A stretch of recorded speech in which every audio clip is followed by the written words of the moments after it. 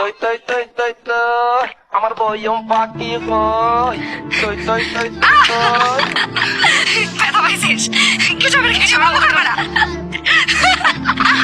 এটা বন্ধ কর তুই হাসছিস না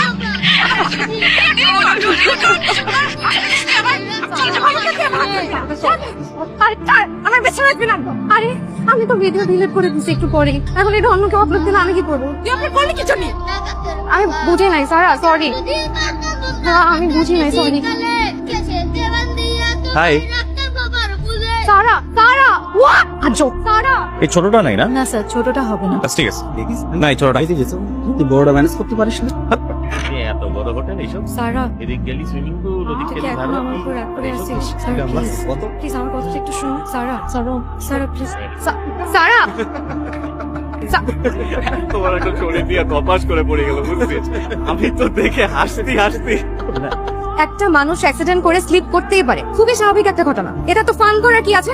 নির্বোধের মতন হাসেন কেন সবসময়? Grow up. তুই এরকম করতেছিস কেন? আমি কতবার সরি বলছি তোকে, একটা ভুল হয়ে গেছে, এজন্য।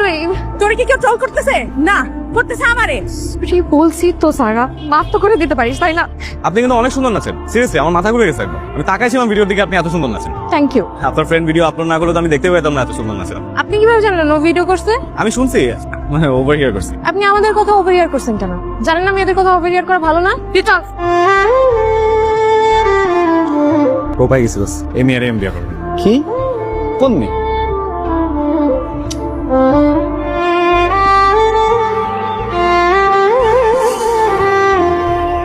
হাই। হাই।